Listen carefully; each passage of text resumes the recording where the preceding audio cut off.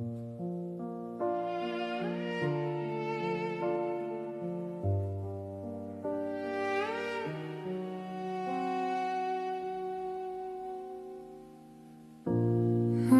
light leans on the easel. Dust floats where your eyes should be. I mix burnt sienna for your smile, but the canvas won't agree. Brush strokes from last winter linger, stiff with doubt and drying slow.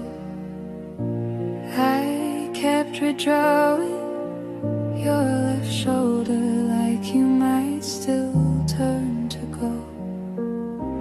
Then the kettle sang its warning. Steam blurred what I thought I knew. You're not missing. You were never here. Just a shape I learned to hold dear. All this color, all this care, painted over empty air.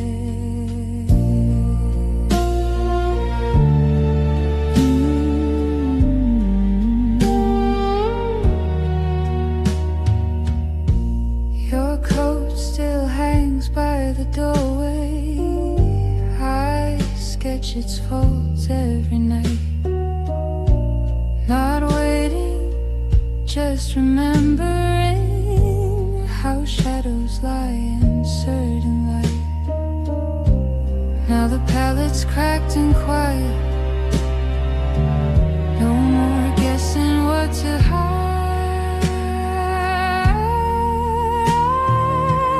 You're not missing. You were never here. Just a shape I learned to hold dear. All this color, all this care, painted over empty air. I'll leave the frame unfinished. Let the blankness speak instead. Some truths don't need a likeness to live inside your head.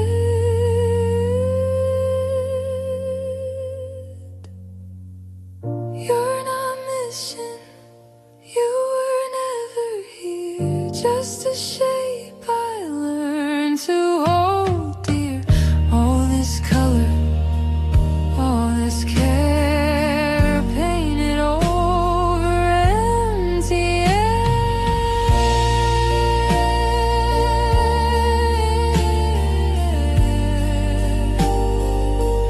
Painted over empty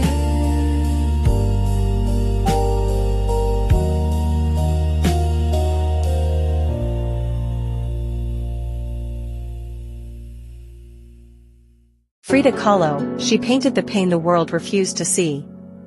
Art with Kenneth, Art History on the KJL podcast channel. Before the first layer of oil grips this canvas. Before color becomes flesh and pain becomes form. We step into the life of a woman who refused to hide her wounds. This 4 foot by 5 foot canvas is not large enough to contain Frida Kahlo's suffering, but it is large enough to honor her courage. She did not paint to please. She did not paint to escape. She painted because surviving demanded it. Frida Kahlo turned pain into identity. She turned injury into truth, and she turned her own body into a battleground where art, culture, and defiance collided. This is not a story of tragedy alone. This is the story of a woman who stared directly at her suffering and dared it to look away first. Let the painting begin. The life and pain of Frida Kahlo. Frida Kahlo was born in 1907 in Coyoacán, Mexico. From the beginning, her life was marked by hardship. At 6 years old, she contracted polio. The illness weakened her right leg and left her body altered before she ever understood what loss meant.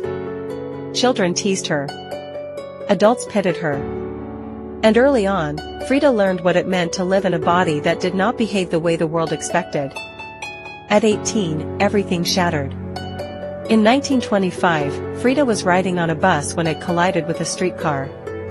The impact was devastating. A metal handrail pierced her body. Her spine fractured, her pelvis broke. Ribs shattered. Her leg was crushed. Doctors did not expect her to survive. But she did. And survival came at a cost. She spent months immobilized in bed, encased in plaster corsets, unable to move freely. Mirrors were installed above her so she could see herself. That mirror became her first teacher. And her own face became her first subject. Frida once said she painted herself because she was alone so often, and because she knew herself best. But what she truly painted was pain. Not metaphorical pain.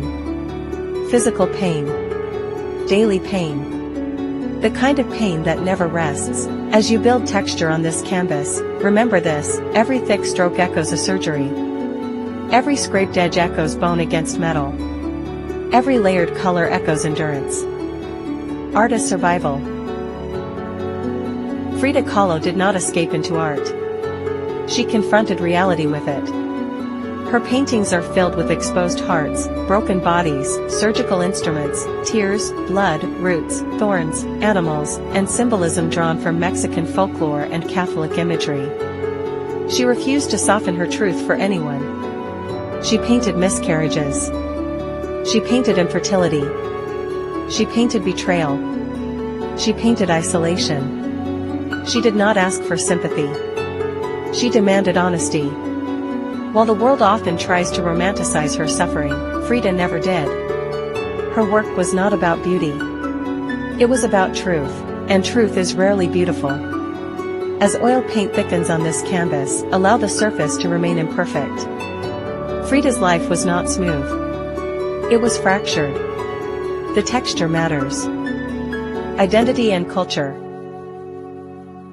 Frida Kahlo was deeply connected to her Mexican identity. She wore traditional Tehuana dresses not as costume, but as declaration.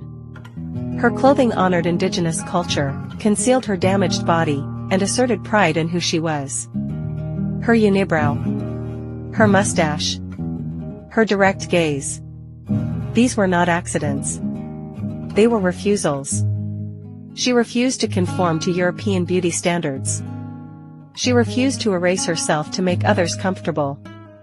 Her self-portraits confront the viewer. They do not invite. They demand. As you paint her eyes, do not soften them. Frida did not look away. She looked directly at pain, at love, at betrayal, at herself, and she held the gaze. Love, betrayal, and Diego Rivera. Frida's marriage to Diego Rivera was as intense as her art. Diego was larger than life, famous, powerful, unfaithful.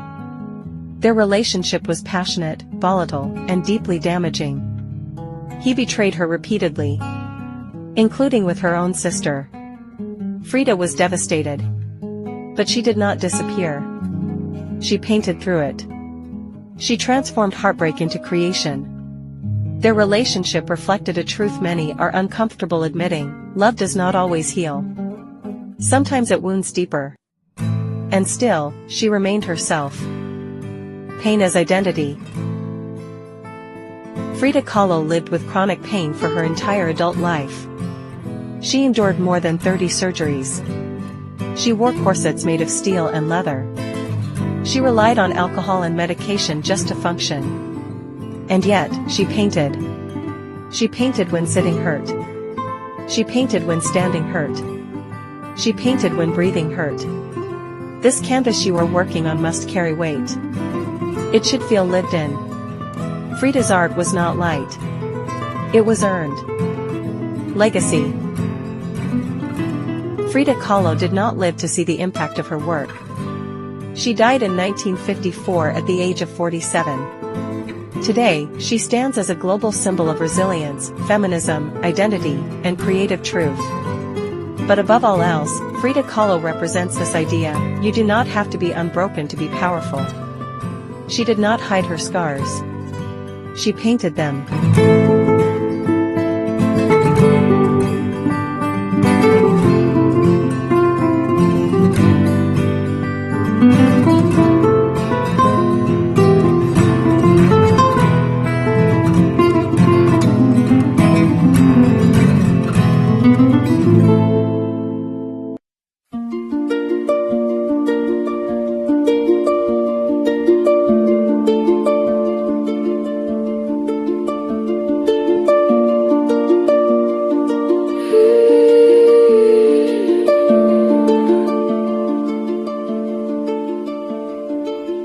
Dust dances where the sunbeam leans on floorboards worn by quieter seams. I trace the rim of an empty cup, the steam long gone, the warmth used up.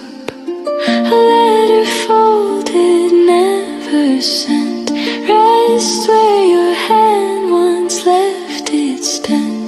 The window hums, a breeze so thin it barely stirs the air within. The clock's hands pause mid-turn as if they too have ceased to yearn. The stillness knows your very chair. It holds the shape you left behind.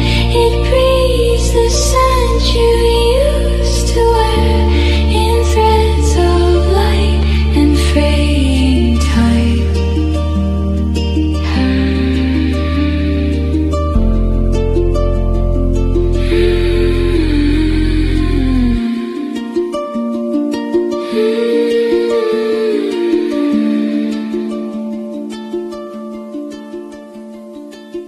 I smooth the quilt you never took, its pattern stitched from old heartache. Each knot a word I couldn't speak, now tangled in the quiet ache. The teapot cools, the shadows grow around the things we didn't know.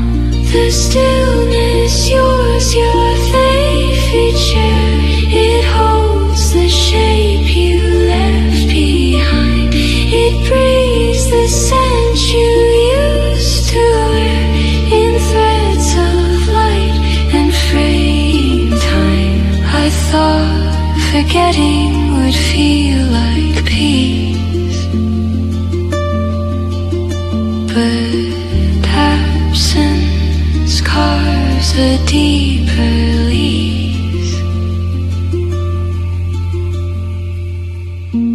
The stillness speaks in your old tone, not loud but clear in every seam. It claims this house as its own and leaves me haunting someone's dream.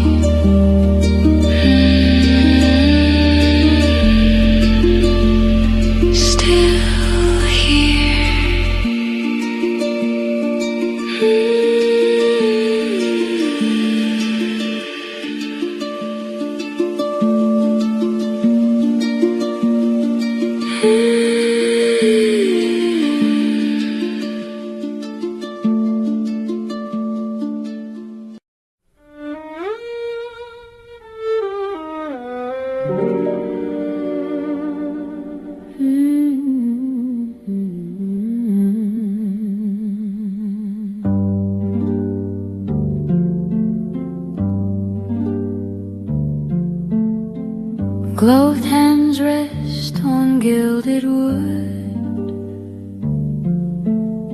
Sunset stains the damask chair. No one comes, but still I would tune the ache out of the air. They praise my touch at garden teas, called it charming, called it quaint. Never saw the storm beneath every note I didn't paint. The street lamps blink like tired eyes, no carriage. Now the portrait stands before us layered, scarred, unapologetic. Just like Frida. What began as a raw sketch has grown into a commanding oil portrait on canvas, 48 by 60 inches in scale. The early lines, loose and searching, have given way to form, color, and presence. The structure remains beneath the surface, but now it carries weight. It carries life. The face rises from warm tones, built with confident strokes that let the paint speak for itself. The skin glows with layered light, not polished smooth, but alive with texture. Every mark remains visible, reminding the viewer that this image was shaped by hand, by motion, by intention. Her gaze is direct, unflinching. It does not soften itself for comfort. It holds the viewer in place, just as Frida held her own reflection. There is strength in that stare. And vulnerability. Both living together without apology. The reds of the background surround her like a field of emotion. Deep, rich, and pulsing with energy, they feel less like a setting and more like a state of being. The color does not sit quietly. It breathes. It presses forward. It carries the heat of passion, pain, and defiance. Her clothing moves in bold blues, greens, and pinks, built with broad strokes that balance the intensity of the face. The colors feel celebratory, almost joyful, standing in contrast to the heaviness of her story. Life pushing back against suffering. Identity asserting itself against injury.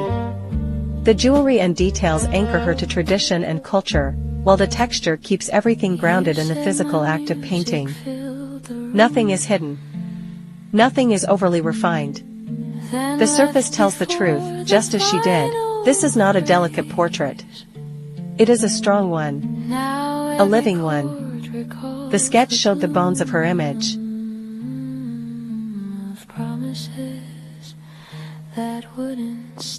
The finished work carries her spirit. Now the portrait stands before us layered, scarred, unapologetic. Just like Frida. She did not ask the world for permission. She did not wait to be healed.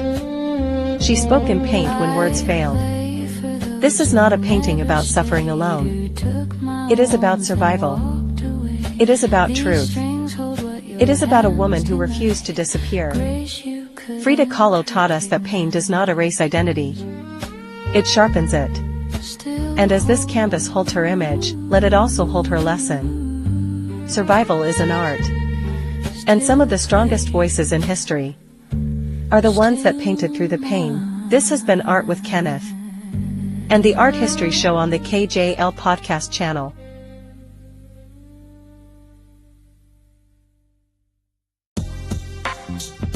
Thank you for joining me today on the KJL podcast channel. Your time, support, and creativity mean the world to me. If you enjoyed this episode, don't forget to like, share, and subscribe. It helps keep this artistic journey alive and thriving. Hit the notification bell so you never miss a brushstroke, story, or inspiring moment. Your encouragement fuels the art, podcast, and everything we create together. Stay inspired, stay curious, and remember, every masterpiece begins with a single brushstroke. Until next time, this is Kenneth J. Sr. signing off from the KJL podcast channel. See you soon.